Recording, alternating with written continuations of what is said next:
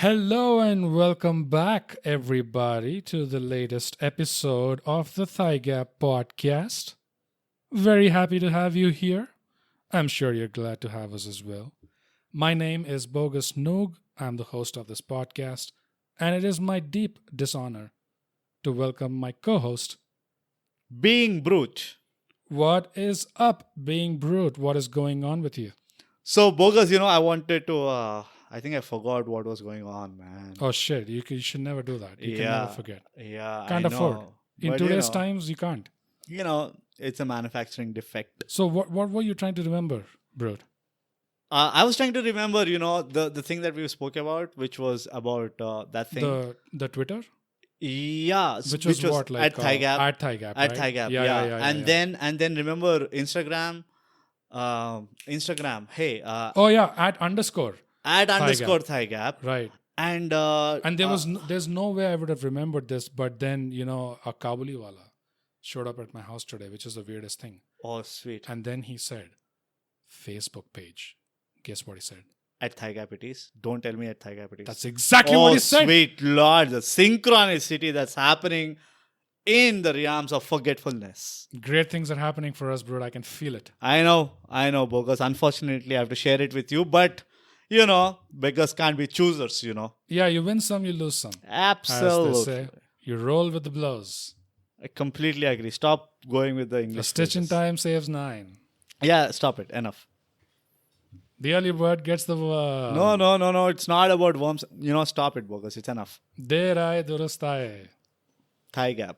Subscribe And share. and share. Brute, Yeah, Bogus. What's up? when we look around the world today, man, Mm-hmm. what do we see? We see pestilence. Uh-huh. We see rioting. Uh-huh. We see civil unrest. Yes. And there are swarms of locusts. Yes.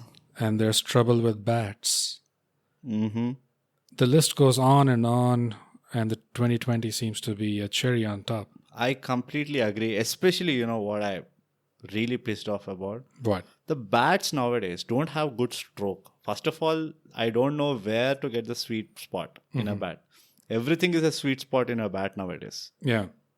The Chinese agree with that, unfortunately. Okay, which bats are you talking about? Does it matter? Yeah. Does it doesn't. even matter at Most this of the point? things we speak about doesn't matter, Bogus. Yeah. Right? Especially when you say it. Mm-hmm. It doesn't even matter at all. I know. So, with all these problems in the world today, and we just happen to have a podcast where we talk about things, all kinds of things, Yes. It would only seem appropriate for us to comment on, finally make a comment, come out, be brave, and go back 36,000 years in history. Wow. yeah. That's just in Hyderabad terms kal parso ki baat hai. Yeah, it only seems fair, right? Yeah, absolutely. There's so much going on in the world. Yeah. Let's go back to the prehistoric times, Right. because none of those people are alive, basically, and So nobody gets hurt. no one gets hurt, and no one makes us hurt later, Exactly, As which a is the more consequence. important point. which is very important. It doesn't still come to back this time. and bite us. Yes, Genghis Khan cannot come and cancel ThyGap podcast. No chance. I dare Genghis Khan. I Yeah. double dare Genghis Khan to come back and cancel this podcast. Yeah, no matter what he's done in the past, no matter all the global warming he has helped, doesn't matter. He can't do shit He might be the world's to the ThyGap greatest. podcast. What is the world's greatest that conqueror And all that. He might be the man responsible for every seventh Asian. He might be the man who's responsible for contemporary Indian latrines and all. I don't give a shit who he is. I dare. It's an open challenge to Genghis Khan, the old one, the original Genghis Khan, not the OG. Genghis Khan which is there now. Not any of the Genghis Khans that are alive today. Yeah, the one who comes in the history books. Yes. I challenge him to come and Cancel us. Cancel us. And that's the reason why we're going to go back in history. Yes, 36,000 years back. With all the courage in the world today. You know what I see, Bogus, right now? What? Because it is history. Right. And it's the most slept over subject in the history of mankind. No joke. You seem to be super excited. No joke. When Brut says slept over, I want you guys to imagine a thick underline in under those words. And quotes and bold and italic. Everything, yeah. All those features which we learned in MS Word. Yeah. Put onto it. But still, you seem to be getting super excited about it. Oh, yeah. It's a topic that I'm fascinated by. And even though you pretended like it's only me, Brut, I know for a fact that even you're fascinated by this. What is with you since the last episode that you're revealing all these things about me, Bogus? You're not. It's just the medium That of is not podcast, what is there in the script. Read the bloody script. We have decided on this script. The script says commercial break right now. But you tell me, do we even have a sponsor? We are waiting for one. I mean, just imagine what we could do. See, I almost if we had sponsors. Oh, sweet. We would have put stickers all over our body. Exactly. Just like how they put stickers on bats. The kind of bits, the kind of ad pitches that we would come up during the podcast. Oh my sweet. Top class. Yeah. To all the businesses out there, if you think podcast has no potential or there's no money in this. Come on. Joe Rogan, let me just tell you one name. And we got more hair than that guy. Yeah. Yeah. And we don't even have to combine. Like one, like individually just also my we have. leg. Yeah. Just his leg from knee below. That's it. Enough for 3 Joe Rogans to have a hair on his head. Yeah. What are you guys thinking? Yeah. It's sponsor us. 2 words, guys, out there who want to sponsor your business. Right? 2 words. ThyGap. Yes. Exactly. Ashte.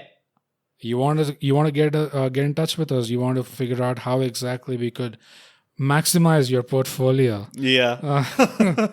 See how they just rolled off my tongue like that? Because that's what me and Brut do day in, day out, son. We maximize our portfolios. Yeah. You know, modern problems require modern solutions. Yeah. And we got them. Yeah. Yeah. You write to us at mindthygap@gmail.com. That's the email address. We have an email address, Brut. By the way, cheers to that. Yeah. We finally figured out how to create an email ID that suits our requirements. Exactly. Which is, like, I don't know what our requirements are. But, guys, there is another avenue. Money and validation. As simple as that. And ego massage. Yeah. Yep. We can't be more professional than this. We got like a professional email ID. Yeah. Mind thy gap.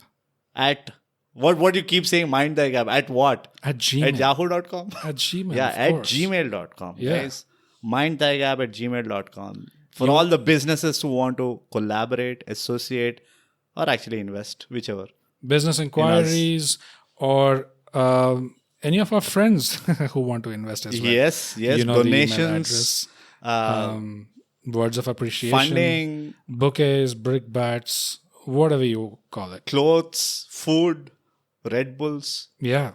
Anything. Any way you can help us. And we'll return the favor by continuing the podcast every Thursday. Wow. New episode. What a gesture. Come on. We are giving people. Yeah. What are we? Giving people. Exactly. And we are humility. Exactly. Yeah. But let's go back 36,000 years ago. 36,000 years back.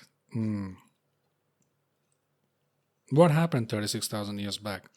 The real question is, what happened before 36,000 years back?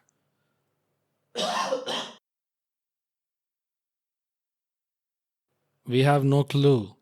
Zip. Zilch. Nada. There is such a huge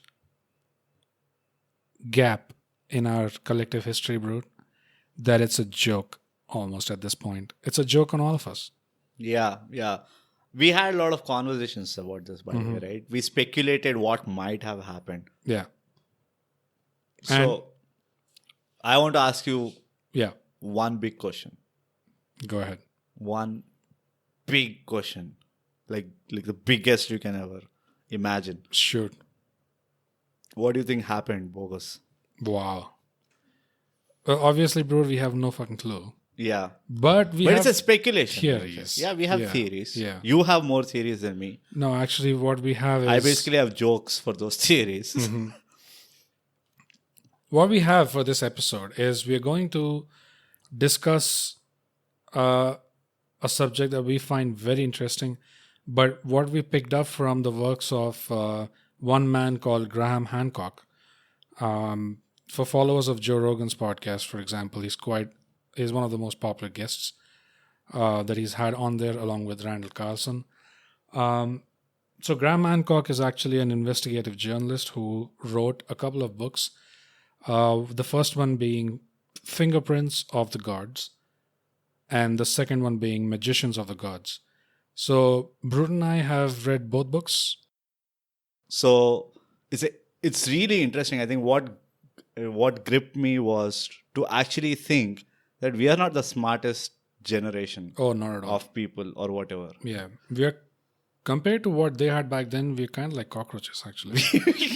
I think we were the remedial class students Yeah, where we basically have zero understanding of what's happening in the class. yeah. Couldn't argue with that. So, what Graham Hancock tries to cover in these two books is he's trying to find a connection between the ancient civilizations that were, whatever we know of them at least, Right. and mainly also the oral histories, the surviving oral histories, because those go way back, much older. They're much older than the written documented histories in comparison. Yeah. And so where do we find the oldest surviving oral histories on Earth? We find them with In the mind. No. No? Okay. We find them with the Native Americans and the Australian Aborigines. Australian Aborigines. Yeah. Oh, yeah. I always forget that Aborigines name. Yeah. I always think that Aborigines were the tribe or the tribal. Yeah, the Native Australians. Right? I always think of them as some Maorians or something. I think there's a link because Maori is in New Zealand. It's right next to. Right next to them. Yeah. So that strikes me more than Aborigines. Yeah. Yeah. Aborigines sound like a bunch of people who have some abdominal problem. I mean, it is like gangrenes or like I don't know. Don't you think so? Like I always felt like Aborigines were guys. They got their name as Aborigines because they all died with some abdominal, like constipation or something. Like they all got wiped out because of some abdominal issue. Great. I'm sure this is going to go great with our Australian listeners, as you well know that we do have. We apologize, some guys, Australian of how your listeners. ancestors had constipation and stool issues. Yeah, but I don't know what the reason for that name was, but definitely it was not an honorary title because it was given by the white people who moved there. Oh, basically. yeah. So, not really sure what. When you say white, you're basically talking about Europeans. It was the Britishers. So Britishers, it's not even Americans. No. Because today white is all Americans. Oh, because of what's happening out there. The Europeans, because right, Australia was a prison. Basically, they sent all their prisoners there. Yeah. It's like a what do you call dump yard for criminals. Yeah, basically. Like how we had Andaman Nicobar.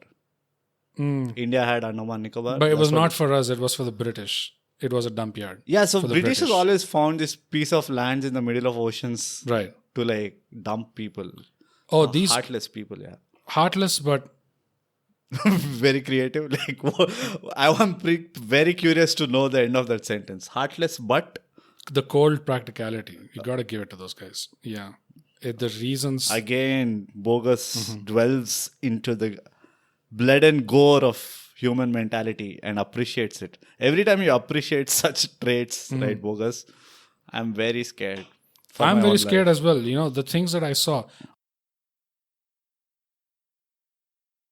But you were telling me about, 36,000 years back. Basically, the Aborigines and the Native Americans. Yeah. Right? They have a story to tell, which we don't listen to. they are the only ones with surviving oral stories, oral Right. histories, because they don't have a written language. So it was very important in their tradition to pass on these stories Yeah. and pass them on, very specifically, like not massaging over the details, just very specific Very details, detailed. very detailed, like facts. Yeah. Like this is what happened. Doesn't matter if you can comprehend the storyline or Yeah. not, Yeah. because the storyline could be someone came from above Yeah. in a ship. Yeah. They landed in front of us Mm. and they told us this is how you grow plants and all that stuff. So for some descendant of in that tribe Right. today, it could be like you're crazy. Yeah. Somebody was on some good stuff. Yeah. Back in the day. What were you eating Yeah. or what were you smoking? Yeah. That's what I want to know. Or like the great Ravi Shastri says, Mm-hmm. what did he have for breakfast? So irrespective of the times going by, Yeah. irrespective of the fantastical nature of the stories, still these myths are preserved because they understand the importance of it's their only preserving record. They don't have Right. any other documentation. Right. So that is one reference that people who studied this or who wanted to study this ancient history, Right. broken link, they started approaching these people to understand more about their knowledge. Right. Also, I just want to like interject because I can. So according to Sanatan Dharma, right, even the Vedas, which kind of were passed on for a decent amount of time, they were actually passed on orally. Yeah. We only have the recorded or the documented version of Vedas for about like 6,000 years or 3,000 years back, or in and around that time, 7,000 years back, if I'm not wrong. The documented stuff. Okay, I'm going to plead ignorance here because one aspect of this confuses me, which is they say that the first or the oldest known, the oldest known source or the oldest known use of Rig Veda or existence Vedas. the oldest known existence of the Rig Veda, because that was the oldest one, Yeah. right, is it goes back to 36,000 years. Right. Now, I don't know if they're referring to the oral version of it or It's the the oral written version. It's the oral version? It's the oral version. Okay. So the documented version, because I've read this, that the documented version was only after the Mahabharata and all. Okay. For the longest time, it was all verbal. And there were multiple reasons for that. One of the thing was, so Vedas were actually, irrespective of caste and creed, it was a common knowledge. So any Gurukul, any house, right, it was a common practice of reciting Vedas. So it never lost its sheen per se. You know what I mean? In the sense, like, because it was told regularly, it's like good morning for us, right? Like, no matter how many years pass, good morning will always hold its value. So same way, imagine, like, I mean, this was a time where the distractions were less, it was a more closely knit society, or however you put it. But so that's how Vedas came, and it's only post the Yuga, the Treta, Dwapar. Dwapar Yuga. After the Dwapar Yuga is when it started getting documented. I mean, in the calendar of Sanatan Dharma. Yeah, what I heard is they started documenting it when they realized, okay, this stuff is all degrading now. Yeah, it's like, okay, People the shit hits the ceiling. Yeah. I think we gotta spoon feed that shit now. Yeah, everything is degrading. Everything is, the quality is dropping. Yeah. It's no more the same. Right. We got to write it down. And the commonality is, even when you're talking about the Aborigines or the Native Americans, Right. they were also oral. Yeah. So I think They're still globally, oral tradition. Yeah. globally there seems to be a certain pattern about the importance of the oral communication. But I think in the case of Vedas, it's slightly different because we could digress into a completely different. No, but topic let's now. not complicate it, right? Let's skills. There's also a lot of intangibles and subtleties that you can communicate through your voice that you can't capture in writing. You can't for your life hope to write something so perfectly that someone who reads it later will take the exact tone, the exact Right. intonation, Yeah. will pause at the exact same time you Yeah. want them to pause. Yeah, It's yeah. not going to happen. Yeah. But if you store it orally, there's a lot less room for Misinterpretation. Yeah. Yeah. because you're adding so much more information by your intonation and your tone of your voice Correct. and the pitch of your voice and all Right. that stuff. This suddenly became a episode of linguistic, like the communication channel. But Well, I thought it was suddenly becoming an episode on sound, which is definitely something we're going to do yeah. in future. It's very Then I can tell fascinating. my theory in Yeah. that episode. Yeah. It's a fucking brilliant theory. I'm a genius. But for this one, coming back to the oral tradition of the native tribes of America and Australia, very surprisingly, one fact that came out was these two groups of people actually happen to share the same DNA. So the science was also like fulfilled, or the questions of science were fulfilled, that they might be having the same story told in two different versions. That's the possible. Yeah. That's the postulation that comes out. What comes out? Postulation, Sounds like- hypothesis. Okay, that comes out. That these stories were probably coming from a point where these two groups of people were the same one group of people, Right. with the same ancestors. Because right now, when we look at it, when we look at the landmass, there's no way you can see a connection between people in the American landmass and the people in the Australian Yeah. landmass. But Barring that small ocean which is there in the middle. exactly, that Yeah. technicality. Yeah. But there was a time when the landmass were closer together. And not just were they closer together, but there was a time when the entire landmass as we know it today was significantly different. Because the one common thing that matches, because these people who were studying this, right, they were trying to see what is common between these people's oral traditions, which go back so much into the past, compared to the recorded histories of old civilizations like, say, Greece, India, etc., etc. Mesopotamian. Mesopotamian Yeah. civilization. Like, what is common? What comes out, or the Incas and the Mayas as well, right? Mayan. Yeah, Mayan. So what comes out is the flood. Yeah, the common occurrence. Common. The most reiterated incident. Yeah. And Seems to- again, common in all these stories. Yeah. Exactly. Yeah. And it seems to come up everywhere, in every myth, in every legend, which is there was a great flood. And this is not just some flood that we even can comprehend the scale of. Yeah. This is the flood of floods. It is the flood to Yeah. end everything. Right. Basically, this is not a flood as much as it's a reset button. Yeah. And all of them make mention of the same flood. And long story short, TLDR, for the benefit of our listeners, Yeah. what is coming out in geological evidence observed across the earth, and also this mythological evidence, is that, hey, this flood actually fucking happened. Yeah.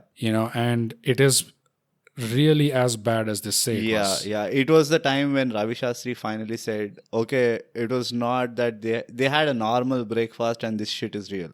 Like, they were not onto something. Yeah. This shit actually happened. Yeah, exactly. And And all those people who told this shit died. Like in the flood. yeah, and there's some very weird things that happened around But this part. I have a question. Yeah. Before we go any further. How long back was this flood? I was going to get to that. Oh, okay. So that was the next thing I was So going we'll edit this part. So there's some very weird things around this flood. Just to paint a picture, this flood is supposed to have happened around 11,500 years ago. Okay. Okay? Yeah. Now keep that number in mind. 11,500. 11,650. 500. 420. You can say that. Who, as if we can be that exact at this point of time, As if precision is our forte. Not We at are, for all we care, this whole episode might be actually far away from the actual facts. Yeah, it could be. So 11,500 years back is where we observed this flood, Yeah. right? Why did this flood occur?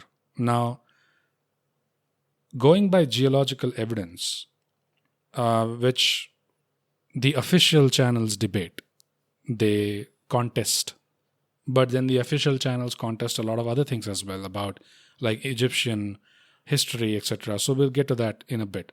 But this geological study shows that 11,500 years ago, the whole American landmass, the North American landmass, was ice. It was buried in not just layers, not just sheets, but wall. It was like a thick wall of ice, the whole thing. Mm-hmm. And there might have been a comet impact in either one spot, or the comet, after it crossed into the atmosphere, it could have broken up into one bigger chunk and two smaller chunks, something like that.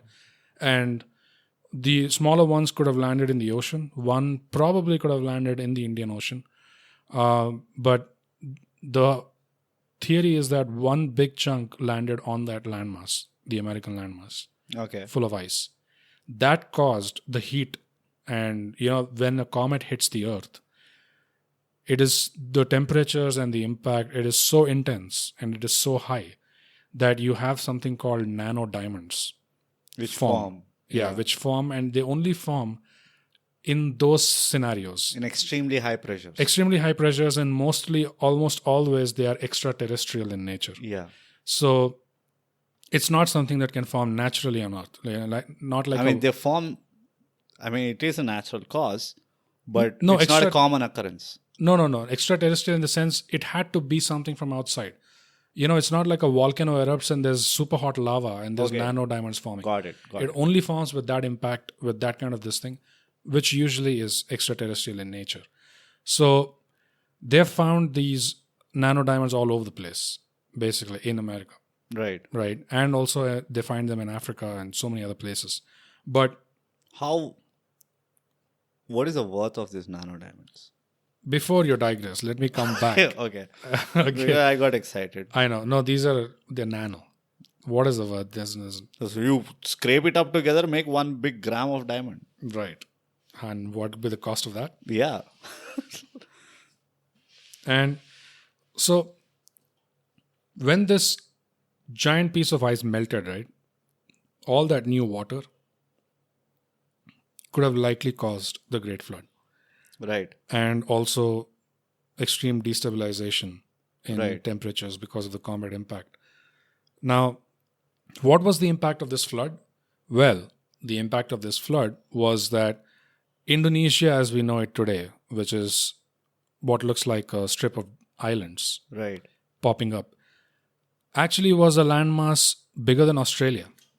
If you look at Australia today, the whole landmass of Australia, it's the biggest island, guys. You just make it bigger by a scale of 1 or 2, and you have that whole landmass, which used to be called Gondwana land. Mm-hmm. Almost the entire landmass sunk, leaving only the strip of land that we call Indonesia today. Right. And there was also Japan got sunk. Portion of Japan around the coastline was lost. The Indian subcontinent, around the triangular section which has water on all sides, on one side, we lost a chunk of land along that entire coastline. Right. And of course, we know Dwarka was right there. Yes. Yeah. And many other cities. Sri Lanka was actually very clearly connected to the Indian subcontinent or the landmass. Yeah. Wherever we see that Ram Setu now, basically there was a well-connected piece of land. It was still a strip, but it was connected. There was no separation between Sri Lanka and India at that point of time. And also there is this theory that the eastern coast of India actually, the land spread connected till Indonesia. Yeah, there is a talk of that as well, and that is how some people explain how the Indian influence spread from, Tamil Nadu, that section, the Chola Empire. Right. It spread on to Indonesia. And You see the architectural similarities. Thailand and Yeah. all these lands. It's because under the water also. I don't remember exactly where, but some people had they did dives Right. under that, and they found monoliths. They found like old structures, like religious structures under the water. Temples, basically. I don't know Temples if and they were- shrines. Yeah, shrines probably. Yeah. So the other thing that happened when this great flood happened Yeah. was it is the one single date in our record in science where we have seen the maximum extinction in the snap of a finger. Caused across the globe. Oh yeah. Yeah. And it's actually not directly because of the flood, it's indirectly because of it. So what happened around 11,500 years ago is that there was this huge flood. Right. And there was a lot of basically fire. There were firestorms. This place turned into a hot mess. Right. And life was hard. People were wiped out. And then after about 1,000 years, right, it turned to sudden freezing. Like it's almost like hell freezed over in a day. Yeah. Because they found remains of elephants in Siberia. So just in case anyone is not aware, during this time, Russia was connected to the US landmass through Siberia. And from Siberia, there was a strait of land called Bering Strait, which was more prominently connected. And that's how they believe actually people migrated over to the American landmass and then became the Native American tribe. Okay. But they actually came in from that Bering Strait into this because of the climatic changes. And they had to survive and all that stuff. But at that point of time, Siberia was lush, green. There were saber-toothed tigers. There were mammoths, woolly mammoths. Living. The whole Ice Age movie cast was available. Yeah, basically. Yeah. So, and in much larger numbers. It's such an irony, right? We were a smaller population without condoms in the market. Yeah. And we are having a population explosion problem with condoms in the market. Yeah. Like, how big a irony is that? The irony is only applying to India and China in this case. But yeah. So where was I? Yeah. So, and this freezing over, right? What we don't seem to get and what is also tough to process is that it happened so quickly that they found remains of elephants in Siberia in the ice whose bodies were not decomposed. Forget not being decomposed. The food that elephant had eaten, it still didn't get digested. It was not digested yet in the stomach. Imagine how quickly you have to get frozen to death that you freeze in place, your body not decomposing, your food also not decomposing in your. So how quickly did it happen? Yeah. Because from here, thinking about if you're asking me, I don't know the answer because you kept repeating rhetorical, yeah. Okay. Like just because thinking about it, right? Especially that elephant remains thing, it must have happened like an instant. Like while the elephant was eating, and it was like, oh, it looked back and ice. Just imagine the fuck. So it must have been some crazy snowstorm or I don't know, which and that's it. Everything that it might have eaten up everything. That was on its way, and or rather, when I say eaten up, it might have frozen everything that was on its way. Yeah, we use the word heat wave, right? During the summers, like a frost wave. Imagine. But my question is why only the mammoths survived? What happened to the greenery? Was the greenery also available around, or was it just the mammoth? So what they did find in that same Siberian landmass is an insane number of skulls, insane number of bones. Huge bones of these animals. There are photos where they took these bones away from that place and they filled the entire hall with the bones, and all you can see is just bones, and these are massive bones.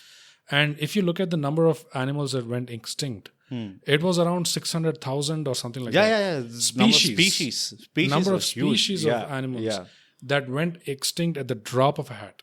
yeah, So this double whammy of comet and then extreme heat, then followed by this extreme frost, yeah. That's a triple whammy, by the way. triple whammy, Yeah, is what could be the cause of this wipeout in our collective history. right. So Graham Hancock himself uses a beautiful term to describe it. He calls us human beings a species with amnesia. Right. Right. So what that means is we've all collectively just forgotten where we really came from. And that's the reason why we have no clue, we have no answers about what's going on. There's a major chunk of our history that we have zero understanding. Even perception wise, even understanding wise, it's not there. For example, just this sentence that I'm going to say put so much in perspective for me, which is, the Great Pyramid of Giza, right? Right.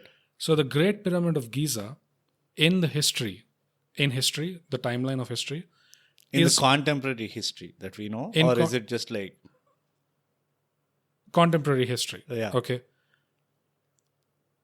The Great Pyramid of Giza is closer to Cleopatra in the historical timeline than it is to the Sphinx.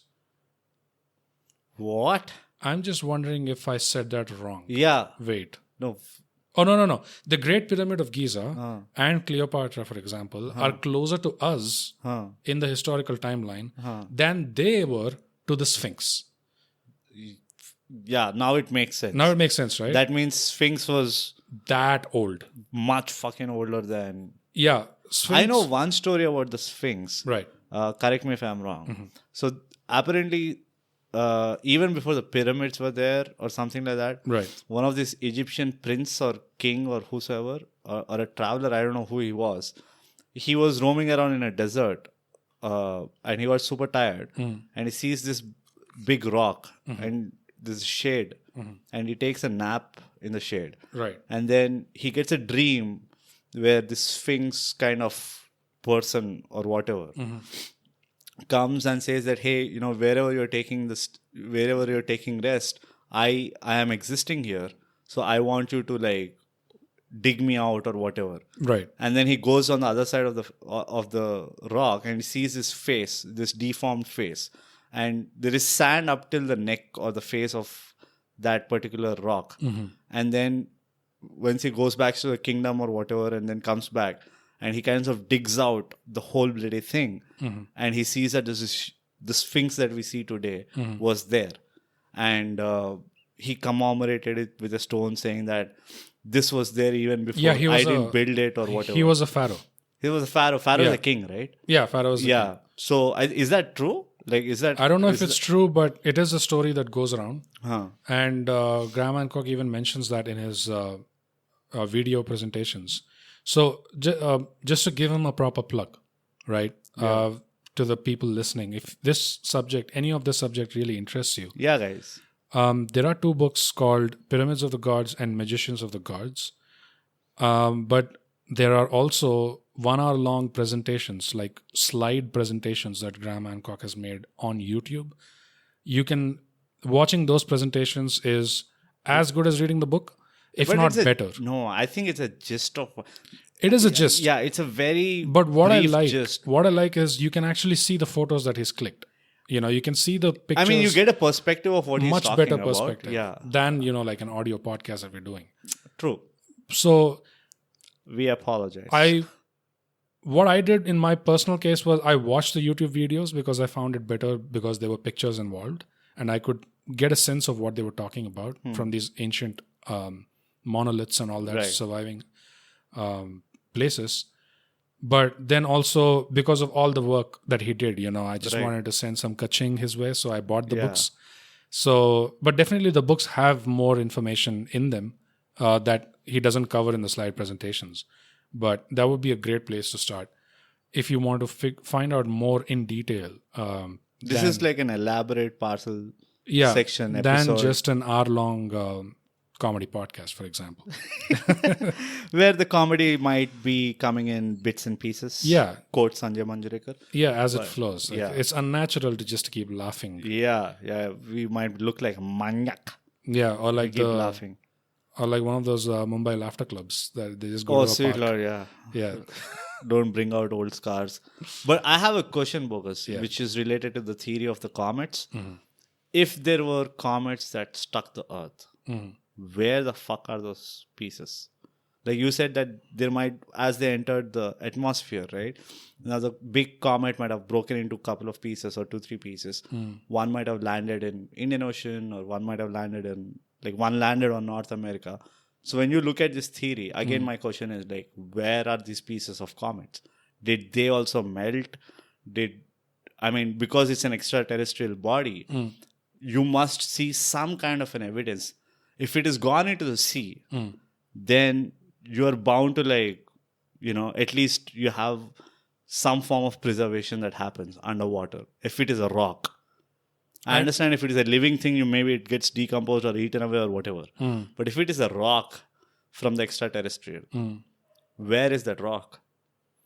So one thing is, we don't know. I mean, when I say we don't know, the easiest answer for any question is no, we don't know about we the don't comet know. itself, but people are slowly getting into looking into this seriously. And I mean, because till now it has been a fringe thing. Right. And anyone who suggested this were immediately shunned by the official, by Manjunath. all the Manjunaths, all the official people of Egyptian history or whatever official bureaucratic bodies. They were always shunned. They were always rejected. So it's only now that it's becoming, unavoidable, because it's staring at you in the face.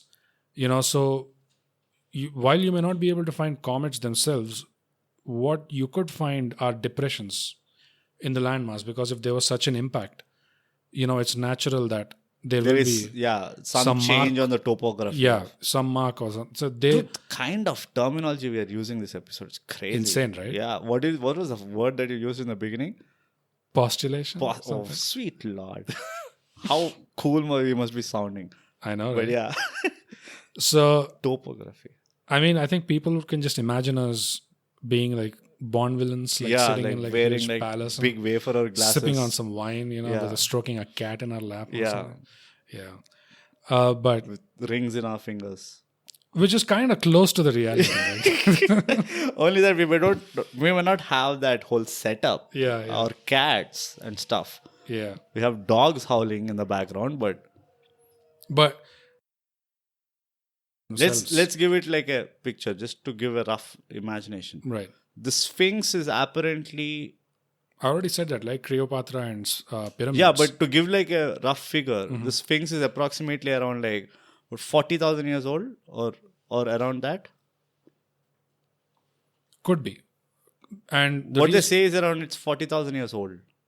the reason why they say that is because they got a geologist to study the surface pattern on the Sphinx, and the surface of the Sphinx, the outer structure, is smoothened out when it was not really built that way. Right. It's smoothened out because of a sustained period of rainfall on top of the Sphinx. Right. And because the rainfall had to be sustained, it couldn't be like a flash. You have a lot of rain, because then it would have been a different kind of surface erosion. What happened on Swift? Swift. What happened to the Swift was the tire got punctured, and the tuning in the engine kind of lost its factory setting, Yeah. which caused in reducing the mileage of the car. But that's a very cute story. Can you now talk about Sphinx? What happened in the case of the Sphinx was that looking at the erosion structure that we can see right now, we know for a fact that it had to have rained constantly for over a period of time for the Sphinx to have eroded in the way it has, for it to have smoothened out in the way it has. And that period of time happens to be years of constant rainfall. Yeah. And the hypothesis is that there was constant rainfall after this upset that happened with either the solar flare or Right. the comet impact, Right. whatever caused that great flood. But that is what got things rolling in terms of extreme rainfall in Sphinx, the course of the river Nile itself changing. It is not where the Nile doesn't flow where it used to flow Yeah. back then. So back then, the Nile used to touch the Sphinx as it flowed, and it used to touch the pyramids as it flowed, because the pyramids, underneath the pyramids, right, it is limestone. The Right. bedrock is limestone. Right. And limestone is an aqueous rock. When you say aqueous rock, I don't say, you said it. no, what I mean, I'm just explaining. So when you say aqueous rock, what you mean is it is water soluble, or not soluble, but No. porous. Yeah. So it absorbs water. It absorbs water. Yeah. So this is quite important actually, because the porous structure of limestone, when there is high tide and there is low tide, right, water goes up through the rock and water goes down through the rock. So this constant up and down, it causes some energy to be built up. Okay, and that energy could actually be channeled for some purpose. What that purpose is, we're not sure. But there is one fact also about the pyramids that, when I say fact, we'll take it with a pinch of salt. But when you look at the insides of a pyramid, right, nothing, Makes sense. in the sense that nothing makes sense when you go by the official description of That what it the is a purpose tomb. was. That it was a tomb. Yeah. That there was a king's chamber, there was a queen's chamber, there's a Yeah. grand gallery. Yeah. But none of it makes sense. It was not Statue of Liberty, guys. Yeah. I mean, like that's. It was not a how- tourist let's put it. attraction. Yeah. And also, I think another thing that you missed to mention is how it is aligned, what it is aligned to, True North. and A constellation. That's all I got. Orion Belt. Oh, yeah. That's all, true. all the three pyramids are exactly under the Orion Belt. Yeah. Like if you are at the footsteps of any of the pyramid and you look up, you will see that the Orion Belt is the one where the three stars are there, where the third star in a is straight in line. a straight line and the third star is a little away, Little off. little off. They are right on top of the pyramids. Yeah. So the alignment of pyramids on the earth was set to purposely exactly match the alignment of the stars in the Orion's belt. And this question of alignment also is a very interesting one, because this is not the only place that this happens. Right. The temple of Angkor Wat in Cambodia is also aligned to a constellation. Right. The pyramid, the Sphinx is aligned to the Leo constellation. Right. And the Angkor Wat is aligned to a constellation called Draco, which is a dragon. The pyramid inside, when you look at it, and going by what some experts have also said, which is that it doesn't seem to have its purpose seemed to be very functional in nature. It was supposed to do some work. And when they looked at the inside of the pyramid, the walls, Yeah. they said they were charred almost, like as if there was extreme heat generated within Like the a pyramids. furnace. Yeah. And the other thing that not many people may know of is that underneath the Great Pyramid of Giza Yeah. is actually a smaller pyramid that was possibly much, much older than the pyramids itself. So that is one common thread across all these old sites like Angkor Wat or the pyramids, which is the sites are what is of main importance.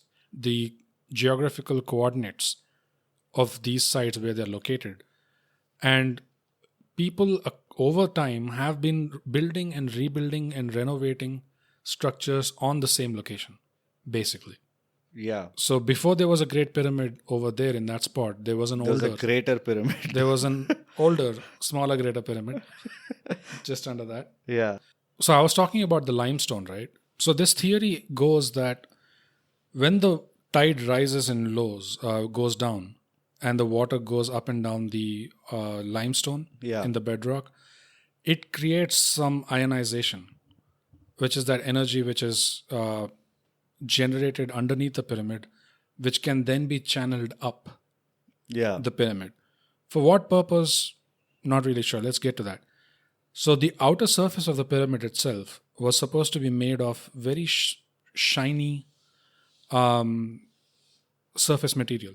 You know, like it a was marble kind. like almost like it would reflect, light Right. that would fall on it. Right. So they used to even say that pyramids could be seen from afar because they had a certain glow around them. And the theory around this glow is it could be because of the ionization Right. that it's causing that halo effect or that glow. Right. Now, how they used to use this energy, here is where it gets a little mumbo jumbo territory for me. You know, like voodoo, heebie-jeebie, which we can't explain, but we can theorize, like almost like a conspiracy, which is the energy was channeled and the pyramid is pointing upwards, right? It is... Yeah, obviously. They have a tip. Converges to a tip Right. at the top. It's called vertex or something. Yeah. So the theory is that energy was captured and channeled through the pyramid to pierce the atmosphere. Basically, with the ionization, what happens is you can pierce the atmosphere, and that allows you to send something through with much more ease, like communication. Or maybe in their times, it could be astral projection, because they were a lot into that as well. They believed that their ancestors used to live in far-off stars. You know, there are star systems called, like, popular ones like the Pleiades, and there are other star systems that Egyptians also held with a lot of respect. Right. You know, like our ancestors, when we die. Like this whole Indiana Jones thing. Yeah, like when we die, the great ancestors of our time, they go and become a star in that system or something like that. Right. So they were very heavy into astronomy for that reason. Yeah. And they believed that they were sending messages through the pyramids to them, or like what? Either communication or astrally projecting themselves to have a word with someone far away, you know? So let me put it in a nutshell. What you're saying is that these pyramids were built as an instrument of communication, extraterrestrial communication, and they're not just something that they just like built. I don't know. It's an interesting theory to mull about because obviously we don't have facts of that kind.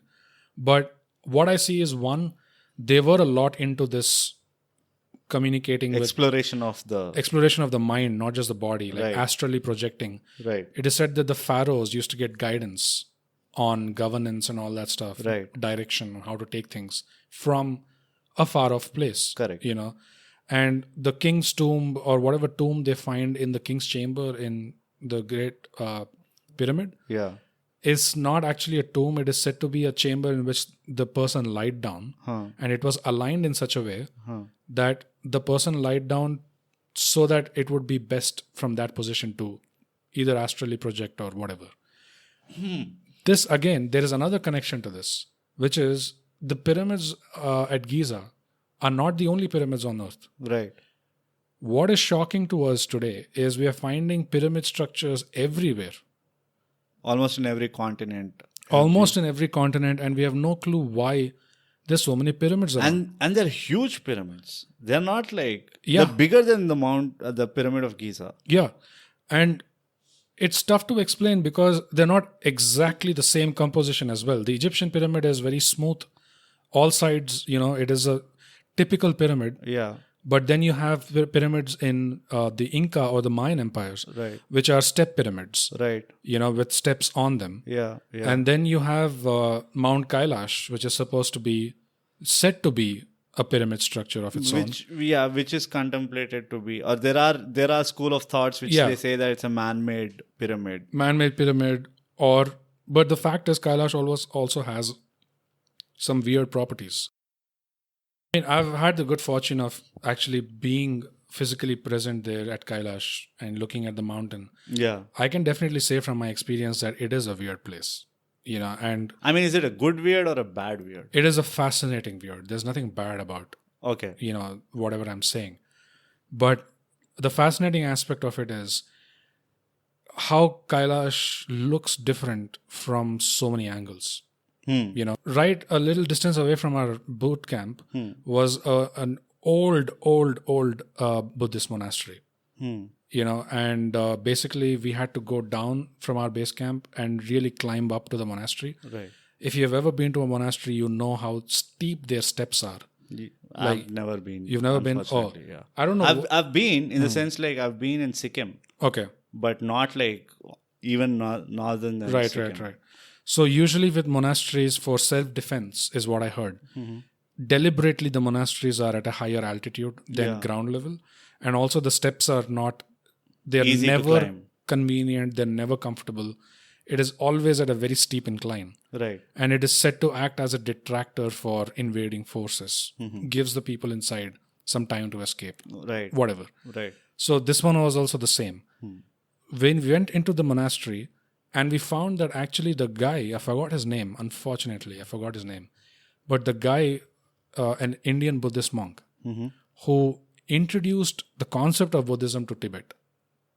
Okay. He took it there from India. So for the Tibetans, that guy is like OG. You know, you brought Buddhism to us. Yeah. So this guy, he took it there. Hold on. What is OG? Original gangster. You know. Brut. You showed your age with that. But there was a spot in that monastery, right? Which is actually a cave. So they built the monastery around this mouth of a cave. And in that cave, you can barely even stand up. Okay. Like we could just crawl inside. As soon as you crawl inside, to your right, there's a bench. Okay. So you just have to crawl inside and sit. Huh. There is no place to stand. Huh. And when you sit and you look to your right, you see on the rock, there is a statue of this guy.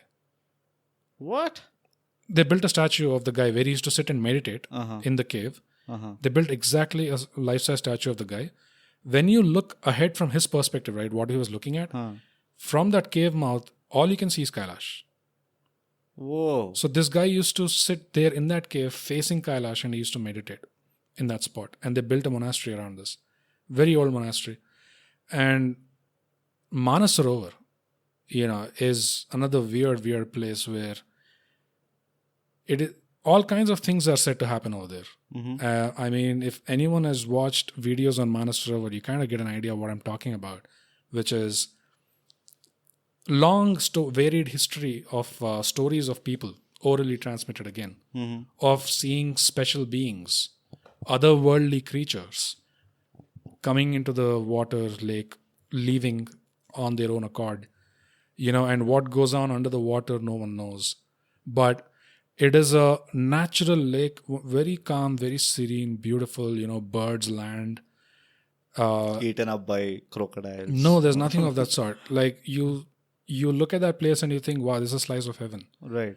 And a little away from Manasarovar is another lake which is said to be its counterpart, and it's called Rakshastal.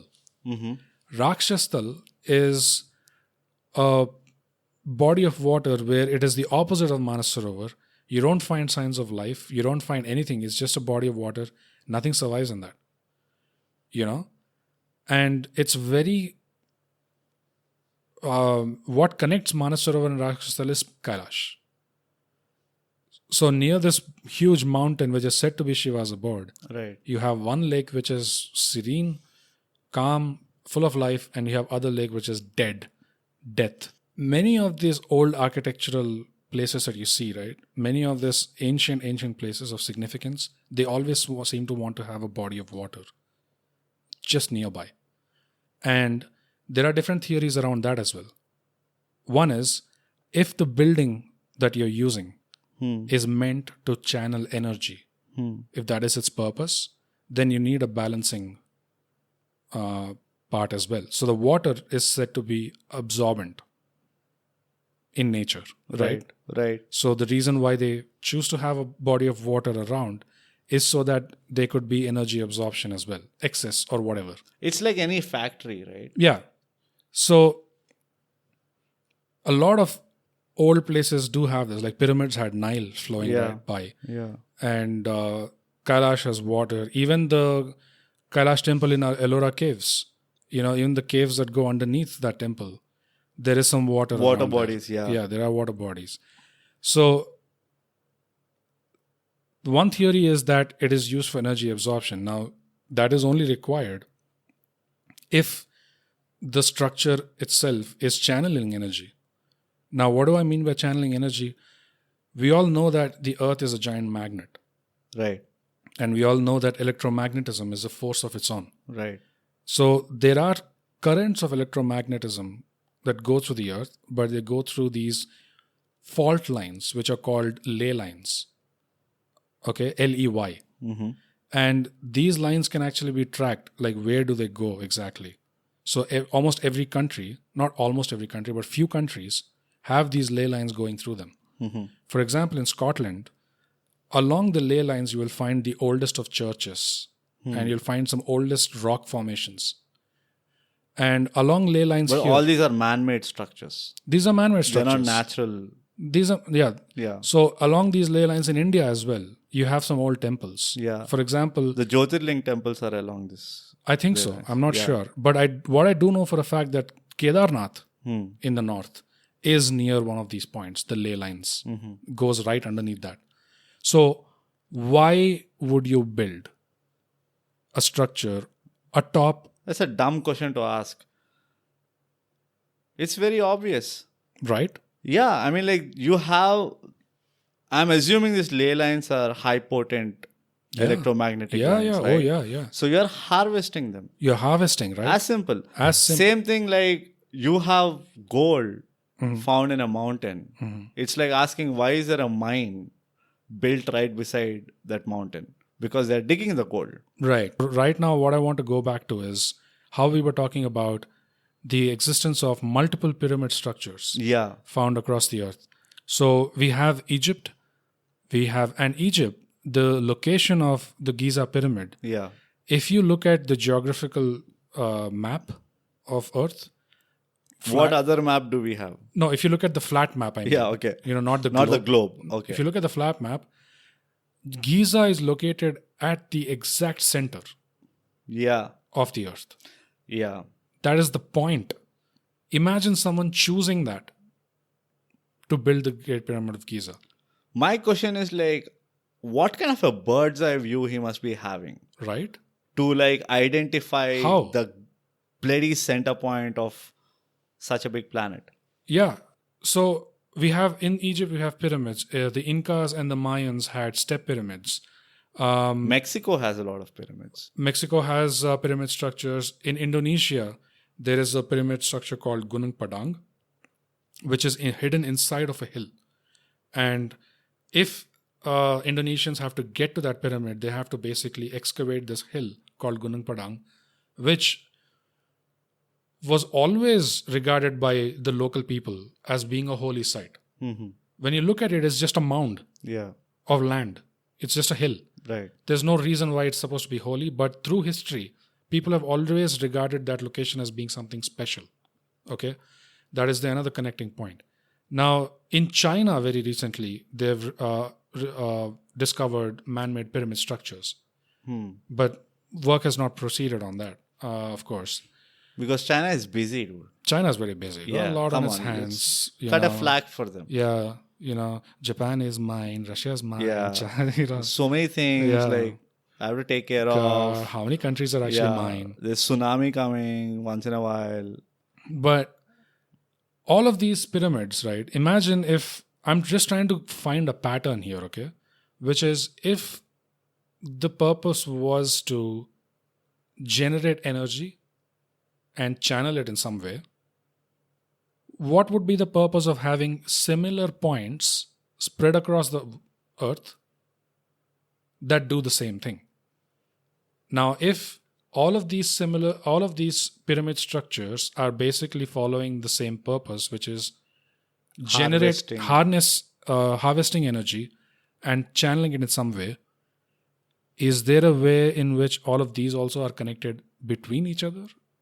Like, I have a router in my room. Yeah. You are in the next room. It's like a LAN connection. Because of the router, you're getting the internet, I'm getting the internet, right? This router in itself connects to another, Yeah. what do they call it? Port. port or a switch, Switch. or something. Yeah. That switch in turn connects to A hub. the hub, which all the way it goes up to the satellite. Yeah. Right? Ultimately, through satellite and through underwater cables, Right. we're getting our internet. What if these pyramids? Are also connected underwater. No. What if these pyramids were also connected to each other in some way? And that was also the purpose of And they're all switched off right now. right now. But what if? What about a time when they were on? You know, Yeah. And- Again, are you asking me a question? all rhetorical. And If you ask me a question, I mean, there's an absolutely fair chance that is a possibility. yeah, and Because, okay, you keep saying and finish your point. the thing about this is, in these old cultures like Egypt or India or Greece, whenever you start exploring a scientific aspect of something, the fantastical or the spiritual is not very far behind. It's almost like they're all linked. You know, these cultures have approached those subjects as if everything is interlinked. So what you're saying is the ancient civilization has successfully connected the whole concept of spirituality with tangible science. Is that the case? Is that what it is? No, I think what they've done is they've basically looked at it as something beyond scientific pursuit. You know, science is, yes, it is a tool for us to measure. Yeah. So, But there is something beyond. And, you know, when science ends, something else actually is beginning. no, I agree. Yeah. So what I was trying to do is trying to find these patterns that are similar and trying to find a connection, you know. So one of this is, like you said, like you were saying just now, the connections and the patterns. One of this is we find pyramids all over. Right. Right. And these ancient places, for some reason, they got to have a body of water nearby. Is that just for absorption of energy to find the right counterbalance? Because they say the structure, the way it juts out of the ground, Yeah. supposed to represent male energy, and then the body of water is supposed to represent the female energy. And if you look It's at the it, yin and yang. if you look at it closely, right, even the linga, the Shiva linga, Yeah. has a similar, Yeah. like, I mean, the linga is the male organ. Like, yeah, quite I'm literally. saying like the concept Right. of, an energy source and a harvesting source or whatever. Right. Right. Right. It's pretty similar to even these pyramids. If you look at it, like, bigger from a much higher perspective. Yeah. And You know what should happen? Mm. We should have Iron Man ask like Jarvis, like have you seen Iron Man? Like all of them? Yes. So you know how he figures out that new element? Oh, he figures out so many things in like 5 No, minutes. but yeah, but you know that thing where he like remove the shrubs, Yeah. all that, and Enhance. enhance, and then there's the new element. We need that kind of a thing, mapping. And imagine you take the whole globe, identify all these bloody pyramids, right? And then remove the cities, remove this thing, everything. And then we should see what exactly is left. Maybe then we will know how the hell all these things are like connected. You know what I mean? Yeah, I know what Like you mean. if somebody can figure that out. Yeah. Because you have satellites, you have decent amount of simulation technology. You have AI now. And, all you do is like program, I don't know. I think I'm stretching it too far. No, you're jumping because what you're doing right now is you're jumping to another pattern that comes in the list of patterns that we are observing today, which is there is a pattern of authority and how it's involving itself whenever it comes to excavation of these places, which is another common pattern. Sensitive nerve you're touching. Yeah, which is inexplicable. That because there are old sites all over the place, wherever there was this ancient history. So be it India, be it South America, be it Turkey, or rather Göbekli Tepe. Göbekli Tepe is, Armenians argue that it's actually their land that Turkey took. That's another angle. But, it doesn't matter. It doesn't seem to matter where this old ancient site is located. Basically, doesn't matter the culture of the people, does not matter who's in rule, whether they are democratic, whether they are conservative, does not seem to matter at all. When it comes to seeking government support of excavating further, studying further, learning further, at every turn in every country, the doors seem to close. It's almost like they're self-protecting themselves. And almost instantly, without explanation, without any reasonable justification, the doors, they always have been closing all over the world for this. Why? It's a very confounding question. Why would you? Maybe We can take a guess. It's not that confounding. My guess is very simple. Yeah, you have a simple guess. Maybe we are not ready. Maybe we don't have the aptitude to understand how that harnessed energy is supposed to be used. Well, when you say not the ready, simplest thing. it reminds me of Padmanabha Swami temple and that door. That Yeah, is the forever last closed. door. The final door. Yeah. With the snake. Yeah. Oh the my snake God. lock. Yeah, the snake lock. Yeah. Which, I mean, like, there's so many things, right? Like, which is so weird that they say the door was clearly sealed from the inside. The door that we see yeah. in the snake lock door, there's no way that door was sealed from the outside. It was sealed from the inside. And from the inside, there's no other way to go but the sea. There is a link from that temple to underwater. Yeah. And the legends say that the Kalki avatar is supposed to enter the temple from underwater. Uh-huh. Scary, dude. Yeah. Because the Kalki avatar is freaking scary. Very scary. I mean, the fact that this person single-handedly wipes out. I mean, one job description. Yeah. That's kill it. everybody. That's it. Like John Kill them Wick is all. nobody. Yeah. That's my wild guess. Like, if you ask me a wild guess, that maybe there is a reason why we are having amnesia. Mm-hmm. Right? I mean, if you go into the spiritual line, it's a similar story, right? Like, we don't remember our previous lives for a reason. There are connections there as well. Correct? Yeah. So maybe fractality, Yeah. on a bigger scale, there is a reason why we need that amnesia. So that we don't, I don't know, maybe we don't go to the other extreme. No, it's possible. Like, great power comes great responsibility. Yeah. And obviously, we are a supremely irresponsible bunch of people. Yeah. Right? So, nature has its own way of distributing what is needed rather than what is available. So when you use the words "you're not ready," right? The perfect picture was that serpent door. Oh, yeah, Because dude. nothing says you're not ready. Get the fuck away from this place than that door. Yeah. Oh, sweet Lord. Yeah, that's really scary. And it was also said to be sealed by some kind of a chant or a Mantra. mantra. Yeah.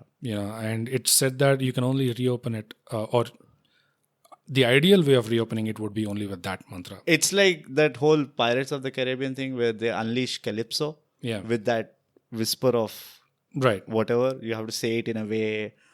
Which brings me, I mean, I don't know, I'm getting excited. But I think we should do an episode of what sound plays. Oh, yeah. What role does sound play We'll definitely do that. in the whole concept of universe? Yeah. And how different,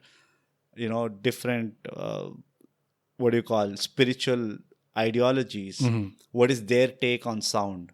Right. So coming back to the connections. Yeah. So one connection was that pyramids all over, right? We don't know why.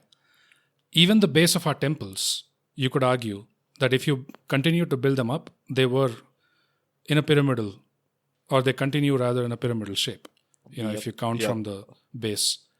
Now, The simple point I feel is, right, all of these things have a vertex on top. yeah, May it be a dome, may it be like, a typical pyramid structure, yeah, may it be like a isosceles triangle type of structure, whatever it is, yeah, they seem to be having a dome. It's as if to like channelize yeah, it to the top. yeah. And especially hearing the limestone bedrock of the pyramids and the cycle of tides and what that does, it also reminded me a lot of capillary action. You remember that? Which is you take a long string of cotton and just dip the other, water. If you dip the other end in the water, doesn't matter how long the cotton is. Yeah. It ultimately reaches the top. It's the same thing with the deepam, right? Yeah. You The just oil dip, wick. dip the tip to the oil and you just leave it. You don't have to dip the whole thing into oil. Exactly. You don't have to dunk it in. Yeah.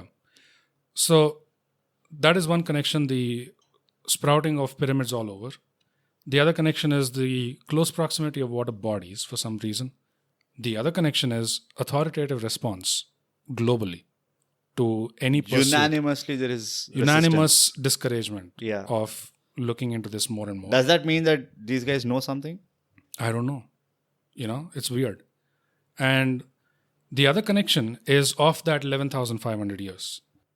And as we all know, as everyone knows, the most anticipated section of our podcast, with the end of the topical part of the episode, we now move on to the Parcel section. All right, Brut, what do you have for us today for the Parcel? See, Bogus, as you know, I'm a guy of precision and relatability. I don't know that at all, but go ahead. Yeah, so considering what we have just spoken, my parcel for this episode is a movie called The Man from Earth. Intense. The Man from Earth is very intense movie. As opposed to the rest of the men. Yes, because it's a very interesting story of the movie. It's like a sci-fi kind of a movie where basically there's this guy called John, very unlike American name, who's the protagonist, who's the lead of the story, right? And he is just packing up. The movie starts like he's packing up his belongings to move to another town or city. And all his colleagues, he's a professor in a college, right? Okay. So all his colleagues kind of give him a surprise farewell party. Okay. So the whole movie is about that evening, right? As to what happens in that evening in the surprise party. Right. Long story short, just to give you a gist or synopsis, basically what these guys are doing is they get into conversation and then slowly over a period of time, this guy called John reveals to his guests that, he's a very peculiar person because he was born a gazillion years back, right? Like he was born like 10,000 years back or 11,000. So he was one of those guys who never ages, and he has this condition where his body keeps regenerating. It's like a Wolverine kind of a scene. So he's been alive for a very long time now. Very long time. And he's seen the history of mankind. Okay. Right? So he covers everything. Now, where the movie gets interesting is among his guests, there are people coming from different specializations. One guy is an archaeologist, one guy is a psychologist. Got it. One person is an anthropologist who's like a devout religious person, Christian and all. Right. So everybody keeps attacking him. Like basically everybody raises a question like, oh, if you're so old, can you tell me that what happened in so and so time, in Egypt or something like that, right? And this guy gives all the sensible answers, saying that this is what happened, blah blah blah. Okay.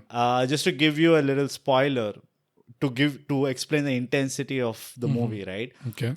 So these guys also start asking him questions from the religious standpoint. Okay. Basically, they were like, okay, fine. So where did God come into the picture, right? The conversation takes that turn. And he says, it's basically a lot of nonsense. There's nothing of this sort that actually happened. And this person who's supremely religious, right? She kind of gets very offended. And she's like, no, Jesus did exist, this, that. And then he reveals that, you know what? I was Jesus. Right? Ruined. That's it. That's the movie. Ruined. I mean, can you have a bigger spoiler than that, Brut? How could you be so reckless? It's just not reckless. I'm giving you the intensity. I'm not going to just dropping the fact that John was Jesus. I am not bogus for a guy who explains the in between the lines of dialogues in his parcel section. Right. I don't think you have any right to say this. Okay, let's be honest. I don't give spoilers though. Like not. You don't call it spoilers, but you tell the whole bloody script of the movie. No, I don't. No. Which even the director might not know that he has put in so much of effort in the script. But basically, I'm not going to tell what was the justification of this guy, which is the interesting part. Got it. Because this is very simple, right? It's out there. Like, I'm Jesus. That's it. Yeah. But then how did he become Jesus is the interesting part. Okay. So basically, that's how it goes on. And it's a very, very interesting take on, the history of mankind. I mean, it is all put through this one person who has his medical condition where he doesn't age or die. Right. And by the way, they cover all these questions. Were you never hit by a bullet or a train, or you didn't? I mean, you're telling me that for 10,000 years you never met with an accident which is like fatal. I mean, what are the chances? What are the odds type and all that?